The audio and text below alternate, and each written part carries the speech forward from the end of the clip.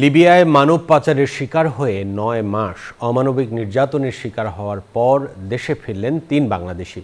ঝিনাইদহের সাগর, কুষ্টিয়ার তানজির এবং নোয়াখালীর আলমগীর বুধবার সকালে বোরাক এয়ারলাইন্সের একটি ফ্লাইটে দেশে পৌঁছান। এই ঘটনায় ঢাকায় দুটো মানব পাচারের মামলা হয়েছে। একটি মামলার তদন্ত করছে পিবিআই। ২০২৩ সালে ইতালি যেতে দালালদের মাধ্যমে লিবিয়ায় পাড়ি জমান সাগর ও তানজির। আলমগীর যান ২.৫ বছর আগে, কিন্তু পৌঁছানোর পরেই তাদের বিক্রি করে দেওয়া হয় এক মাফিয়া চক্রের কাছে। ত্রিপলিতে আরও ৮০ জন বাংলাদেশির সঙ্গে তাদের আটকে রেখে চলে দীর্ঘ নির্যাতন।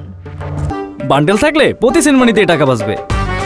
বিকাশ সেনমানি বান্ডেল কিনে জিতুন প্রতি লেনদেনে। মরুভূমিতে ফেলে দেওয়া হলেও ভাগ্যক্রমে বেঁচে যান তারা। কিছু বাংলাদেশি শ্রমিক তাদের খুঁজে পেয়ে আশ্রয় ও চিকিৎসার ব্যবস্থা করেন। পরে ব্র্যাক, যুক্তরাষ্ট্রের টিআইপি হিরো নেটওয়ার্ক, IOM ও IJM এর সহযোগিতায় আইনি প্রক্রিয়া সম্পন্ন করে দেশে ফিরিয়ে আনা হয় এই ৩ তরুণকে।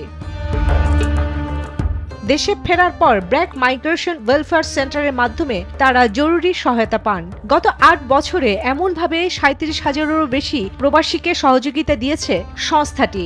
এই ঘটনায় ঢাকায় ২টি মানব পাচার মামলা হয়েছে। পিআইবি তদন্ত করছে একটি মামলার। গ্রেফতার হয়েছে ২ পাচারকারীও।